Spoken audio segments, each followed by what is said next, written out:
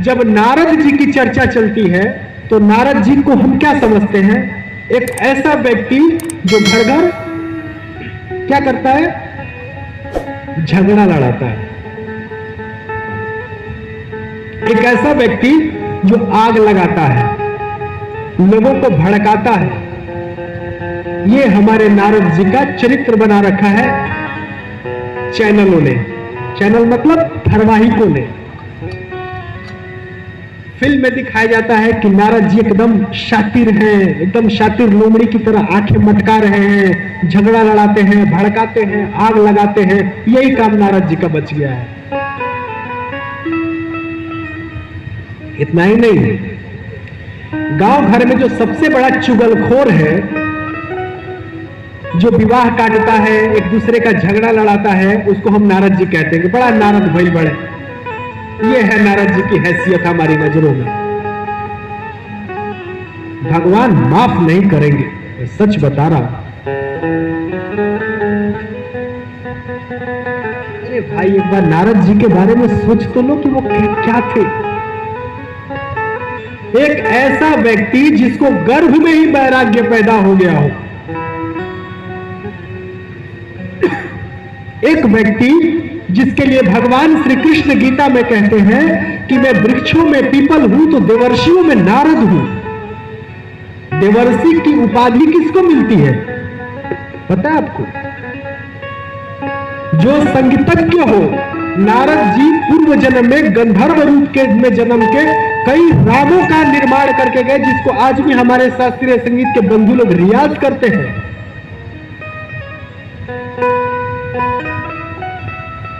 जब भूपाली राग का आरोह और अवरोह सारे गा पा धा सा सा धा पा गा रे सा सा रे गा रे गा म गा म पा म पा धा पा धा नि धा नि सा जब रियाज करते हैं तो हम भूल जाते हैं कि नारद जी ने कई रागों की रचना की है।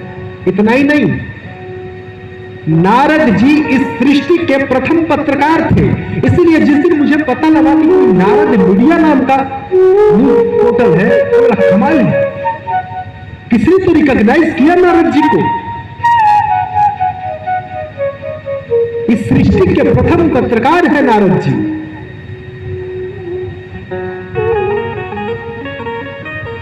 तो नारद जी ऐसे ही नहीं है। यहां की बात वहां पहुंचाना, यहां की बात वहां पहुंचाना। नारद का मतलब क्या है?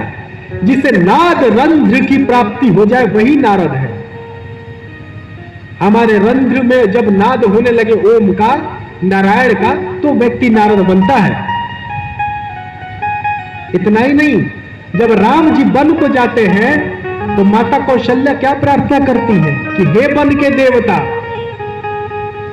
और सब ऋषि और इसके साथ साथ देवर्षि नारद, मैं आप लोग के चरणों में निवेदन करती हूं कि मेरी राम की रक्षा करना। ऐसा नारद जी का डायनेमिक पर्सनालिटी है कि कौशल्या जी मानती है कि नारद जी राम जी की रक्षा कर लेंगे। ऐसे है नारद, जिसके अंदर इतना ज्ञान है। नारद ने राजा दक्ष के पुत्रों को संन्यास मार्ग दिलवाया। डाकू रत्नाकर को वाल्मीकि बनवा दिया और उसी वाल्मीकि का हम रामायण बैठ के पढ़ रहे हैं। आज जो हम राम कथा कर रहे हैं, इसके भी पीछे राम नारद जी हैं। ध्रुव को ज्ञान दिया कि नारायण कैसे प्राप्त होंगे, प्रहलाद विष्णु जी का भक्त कैसे बनेगा, ये नारद ने बताया। और हम कहते हैं नारद झगड़ा लड़ाते हैं। तो ऐसे महान व्यक्ति को हम कहते हैं कि झगड़ा लड़ाते हैं। सच कहिए तो नारद जी आश्रम में रहते रहते ऋषियों से ऐसा ज्ञान पा गए थे कि उनके अंदर वैराग्य शुरू से ही हो गया था। किस व्यक्ति को उन्होंने कंस तक को शिक्षा दी? नारद जी ने हिरण्याकश्यप को समझाने तक का प्रयास किया। किसकी मदद नहीं की रावण जी? नारद जी उच्च कोटि के व्यक्ति हैं। और एक बात बताऊं, आपको पता है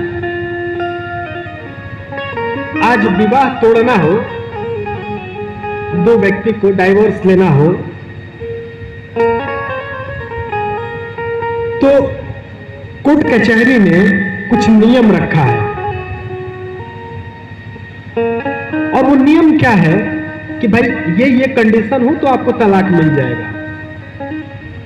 और एक बड़े मजे की बात देखिए कि अभी कुछ दिन पहले भारत में एक कानून आया था ट्रिपल तलाक का, और टीवी में काफी सारा डिबेट हुआ था इसमें, और उसमें कुछ धर्मगुरु ये बोल रहे थे कि भाई आप सरकारें जो है, देखिए मैं जो पॉलिटिकल एग्जाम्पल दे रहा हूं वो केवल उदाहरण के लिए दे रहा हूं ताकि पुरानी कथाओं को आज से कनेक्ट कर पाऊं, मैं किसी पार्टी की बात नहीं कर रहा हूं। तो क्या हुआ कि उसमें कुछ धर्मगुरु थे अन्य धर्मों के, वो कहने लगे आपके यहां तो शादी हो जाए तो लड़की मर जाए, लेकिन उसको वो पति से अलग हो सके इसका कोई रास्ता ही नहीं है।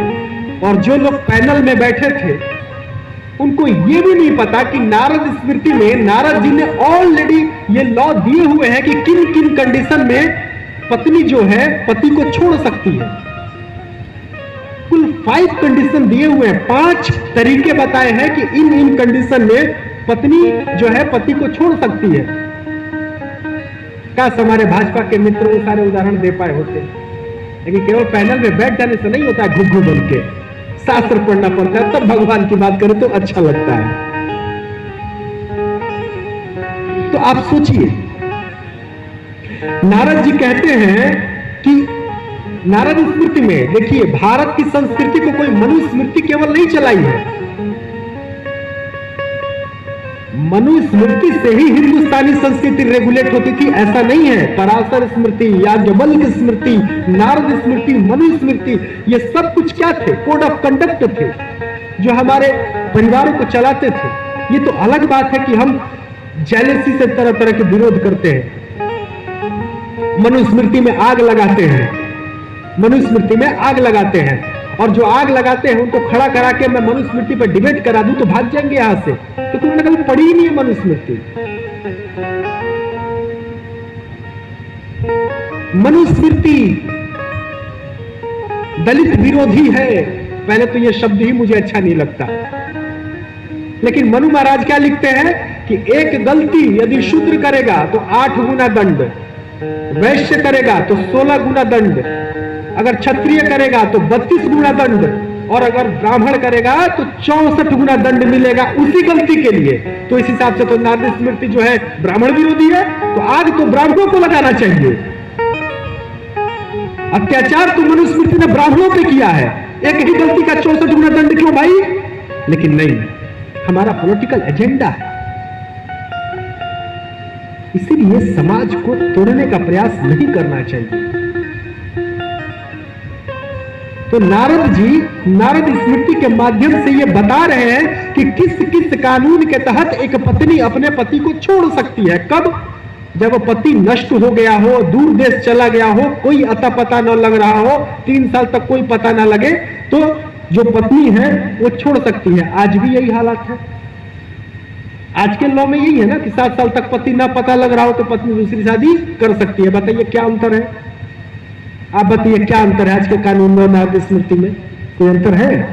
लेकिन नहीं, नारद जी झगड़ा लगड़ाते थे, हम इतना ही जानते हैं। क्यों? क्योंकि सोनी चैनल पे दिखाया है, इसलिए। नारद जी दूसरा शर्त क्या बताते हैं कि यदि पति की मृत्यु हो जाती है तो वो पत्नी दूसरा विवाह कर सकती है, लेकिन बीच में घुसेड़ दिया सती प्रथा, और राजा राम मोहन राय को इतिहास का हीरो बना दिया, जिनके बारे में आगे मैं खुलासा करूंगा और साक्ष्य के साथ करूंगा। कौन घुसेड़ा सती प्रथा? सती कौन शिव जी की याद में जल के मरी थी? सती तो इसलिए अग्निकुंड में कूदी थी कि उनके पिता ने उनका अपमान किया था। शिव जी कौन से मर गए थे जो उनको छोड़ के और सती हो गई थी? तो फिर किस बात का सती प्रथा? सती प्रथा शब्द, इसका एग्जिस्टेंस क्या है, इसका अस्तित्व क्या है? माता सती क्या इसलिए सती हुई थी कि उनके पति मर गए थे? ऐसा तो था नहीं, वो तो अपमान के कारण मर थी। फिर ये सती प्रथा वर्ड आया कहां से? जब केवल मैकॉले को पढ़ेंगे, जब केवल मार्क्स को पढ़ेंगे, जब केवल लेनिन को पढ़ेंगे तो यही हाल होगा। सती प्रथा जैसी कोई चीज हिंदुस्तान में थी ही नहीं। ये तो प्लांट किया गया। कलकत्ता की सड़कों पे किस तरह विधवाओं को पकड़ पकड़ के अंग्रेज का रखैल बनाया जाता था। औरत मरती नहीं तो क्या करती, क्या करती औरत वो, और आपने उसे सती प्रथा का नाम दे दिया। वाह, औरतों को पकड़ के अंग्रेजों के कोठे पर पहुंचा दिया जाता था, विधवा औरतों को। तो उन्होंने जलना स्वीकार किया, लेकिन रखैल बनना स्वीकार नहीं किया, और बड़े चालाकी से उसको सती प्रथा का नाम दे दिया गया। ऐसे नहीं होता है। तो नारद जी बता रहे हैं, तीसरा बताते हैं नारद जी कि पति पत्नी को छोड़ के यदि सन्यासी बन गया हो तो ऐसे कंडीशन में पत्नी दूसरा विवाह कर सकती है। और आज क्या लिखा है आज के कानून में कि यदि पति दूसरा धर्म अपना लेता है तो पत्नी को अधिकार है अपने पति से तलाक लेने के लिए। ये नारद जी कहते हैं। चौथा, नारद जी कहते हैं कि पति यदि नपुंसक हो जाए और इलाज से भी ठीक ना हो रहा हो तो पत्नी छोड़ सकती है।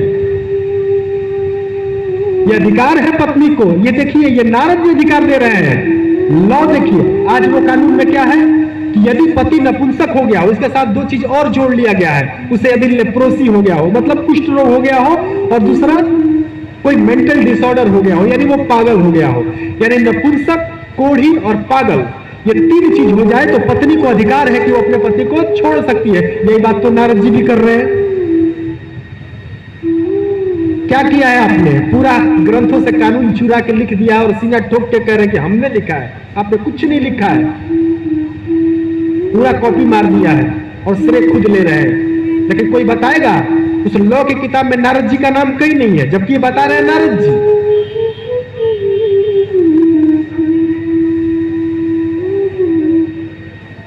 इसी तरह समाज में पति कोई ऐसा काम करता है जो अपनी जाति से बहिष्कृत किया जाता हो, समाज निकाला हो जाए, जो वो कोई ऐसा काम करे, ऐसे में भी पत्नी पति को छोड़ सकती है। यही सेम कंडीशन आज भी है कि पति देशद्रोही हो जाए तो पत्नी को पूरा अधिकार है, डाइवोर्स ले सकती है। बताइए, आप बताइए कि इस कानून में क्या अंतर है। और कोई सोच सकता है कि बीड़ा लेके नारायण नारायण करने वाला व्यक्ति वर्तमान भारतीय कानून का भी आधार बन सकता है? ऐसा था नारद जी के पर्सनालिटी। और हम नारद जी को क्या कहते हैं? झगड़ा लड़ाने वाले। यानी ये गांव का जो सबसे बड़ा लफंगा है, जो गांव के बाहर चौराहे पे खड़ा है विवाह काटने के लिए, उसको हम नारद जी कहते हैं। ये हम नारद जी की तुलना करते हैं। अरे भैया, कहा नारद जी, कहा ये विवाह कटवा, कहा दोनों की तुलना कर रहे हैं? तो यदि आपने भी गलती से यदि कभी नारद जी के बारे में कुछ गलत कहा हो तो आज जाके क्षमा मांग लीजिएगा। नारद जी बड़े अद्भुत व्यक्तित्व थे। नारद जी बहुत महान थे।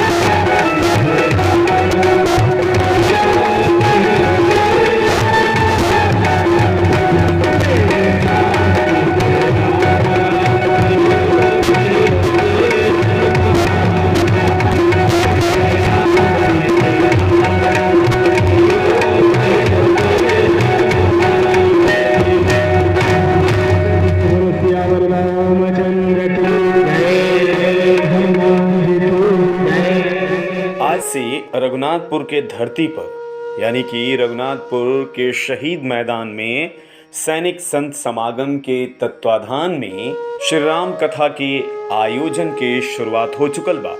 आज के मुख्य अतिथि रही हैं कर्नल अरुण राय, जे कि सेना मेडल और सेवा मेडल से पुरस्कृत बानी राष्ट्रपति द्वारा।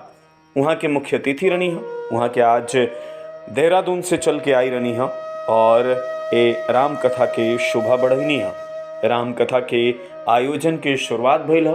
आज के यजमान रही हैं श्री ओम प्रकाश सिंह जी, नरहन निवासी। कथावाचक श्री सुनील शास्त्री जी के मुखारबिंद से आज कथा के श्रद्धालु भक्तगण श्रवण कैलहन, कथा सुनलहन और कथा सुन के आनंदित भइलहन। आज कथा के पहला दिन रहला। पहला दिन काफी शानदार शुरुआत भइल बा। आगे ये कथा और 6 दिन होखे वाला बा, यानी कि 27 तारीख तक चले वाला बा। एक कथा के आयोजित करे में मुख्य भूमिका निभौले बनी आचार्य श्री सुनील शास्त्री जी महाराज के सहयोगी श्री राजीव कमल सिंह जी। साथ ही आयोजनकर्ता बानी लोग अभिमन्यु सिंह जी, गुड्डू सिंह जी, प्रमोद सिंह जी, मनोज यादव जी, धर्मेंद्र चौरसिया जी। साथ ही आज यह कथा के सुने खातिर क्षेत्र के सैकड़ों भक्तगण मौजूद रही हैं, जे कथा के श्रवण कैनी हो और आगे भी ऐसे ही कथा के आयोजन हुई और ऐसे ही रउआ सबके कथा सुने आवे के बाद आई रउरो कथा के सुनी और कथा के सुन के अपना जीवन के धन्य बनाई।